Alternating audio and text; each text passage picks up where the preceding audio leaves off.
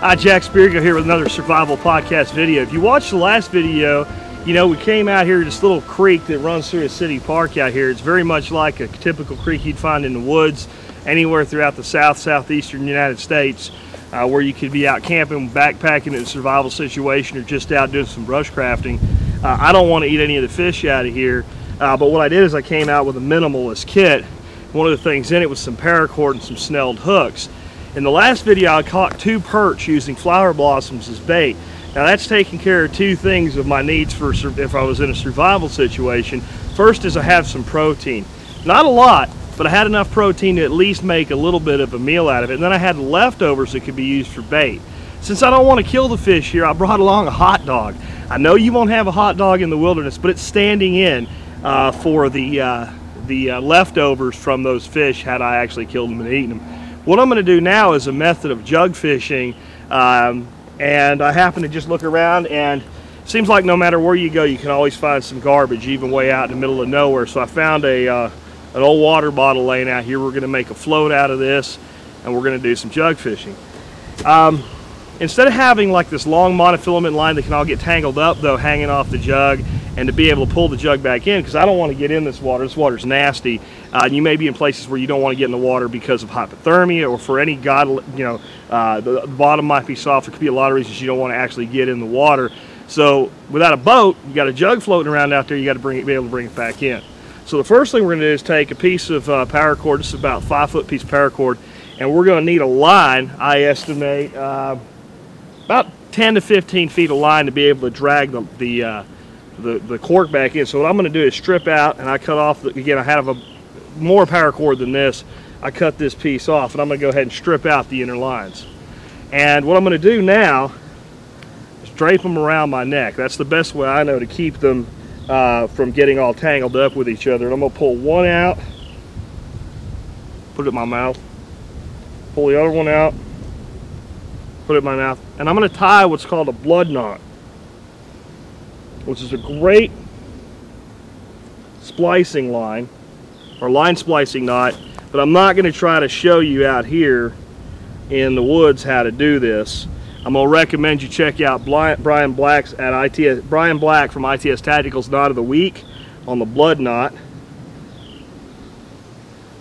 So if you just type in ITS Tactical blood knot, you'll see exactly how to do this, because he did it with larger line where it's easier to see. And I'm going to go ahead and tie this one together and one more and make myself a 15-foot piece of line. Y'all aren't going to want to watch that, so I'll pause it and I'll be right back. So now I've gone ahead and spliced 3 pieces together. Again, that gave me about 15 feet of line. And what I'm going to want to do is I'm going to want to make this basically a float and let this have line dangling down, but then the long end will be used to tie it back onto shore so that this can float around and try to catch a catfish for me while I mill around on the bank and do nothing, or maybe go get some flowers and keep catching those perch for more food and more bait would be probably a very productive use of my time, because this will work for me while I'm not there. So what I'll do is I'll tie a simple knot in the top. It doesn't have to be anything special, because again, the whole line is one piece, so even if the bottle comes off, it's not the end of the world. I'm not likely to lose a fish over it. Hopefully the alligator that's floating around in here, wherever he is, won't come and get a hold of my fish, because they will do that when you're jug fishing. Now, it doesn't take a genius to figure out that this isn't really good fishing line. The problem with this is fishing line is that it's big, it's bulky, it's hard to get a hook onto. And let me go ahead and wrap this up here so it doesn't get tangled on me. So it's hard to tie a hook to is one problem, but the other problem is fish aren't real likely to take bait that's on a big honking line like that. That's why I like snell hooks. So what I'm going to do now, I'll pause the camera. I'm going to go ahead and attach a snell hook to the end of this, get it baited up with a hot dog, reposition the camera, see if I can get the camera down there, and we're going to try to see if we can end up with a catfish on top of the perch that we caught in the last video. Alright, so I'm back, and what I actually ended up having to do to get out to the area that I want to was go ahead and splice 2 more sections of that line in. And what I've done is I've got my bottle sitting here, the line coiled up, and I've gone ahead and I've tied it to this limb right here so that I can leave it alone if I want to. What we're going to do, again, got a piece of hot dog, and that's simulating perch guts from those last perch that we caught. This is one good reason to use paracord for this instead of monofilament. It's going to be much more easy to untangle, and it's going to be much easier to get off of branches, and it's going to be much stronger than typical fishing line would be. But yet, since we've got that snell hook on there, we got monofilament where the fish's mouth meets the road. We'll give this a shot, see how it works. It's not really what I wanted, but we'll let that drift. I'm going to get behind the camera and show you what it looks like out there on the water. This is hard to do alone.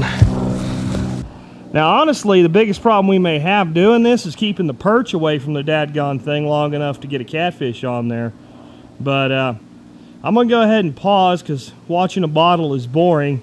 But maybe we go ahead and watch it because I just saw something hit it right there. Let's go ahead and zoom in on it. Probably perch.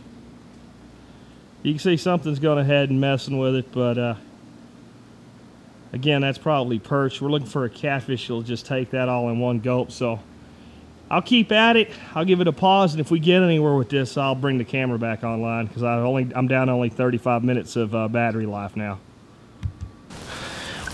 Well, no catfish yet, and I probably need to rebait. I don't know if I'm gonna be able to pull that off.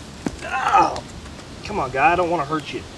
Anyway, when I was chasing around there while I was letting the jug line do its work, I went back over to my flower fishing with the cane pole I made in the last video, and I was able to come up with yet another little pumpkin seed. And people call these things perch. They're really not perch. They're various types of sunfish, and this guy here is a pumpkin seed. And he's a pretty little fish, and that's a male. He's probably spawning right now because it's hot, and that's what they like for their spawning season. So I'll rebait the jug, and we'll give this one more shot. It would be much better if I went ahead and killed one of those guys and pulled out something like their stomach. That would be better catfish bait. Not that catfish don't like hot dogs, but it's very tough, and it can stand up to all the little perch nibbling at it until a catfish comes along and gets it. But we'll give it one more shot, and if not, you still got the method of what you need to be doing down. Well, I don't think it's very big, but I promised you to try to get you a catfish, and I'm almost sure that's what we've got going on here. If you watch that bottle, right? He's just going crazy trying to pull that anywhere. And there's not a lot of big fish in here, but given the way it was taking it, let's see if I'll wait just a second more. All right, let's go pull him in, see what we got. Exactly what I would expect to see come out of here. And I'm going to get him off. Set that there, and I'll get you a better look at him.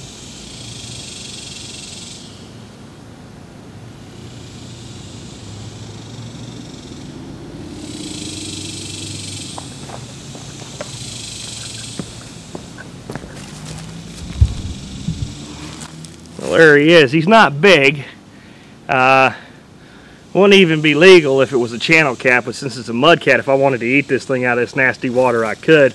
But certainly in a survival situation, it's a pretty good protein meal. And again, all the entrails are more bait for more catfish. So even though it's just a little creek, this is kind of fun. Let me pause the camera so you don't have to watch me bait up and everything. I'm going to throw it back out there, see if I can get one more before we call it quits for today.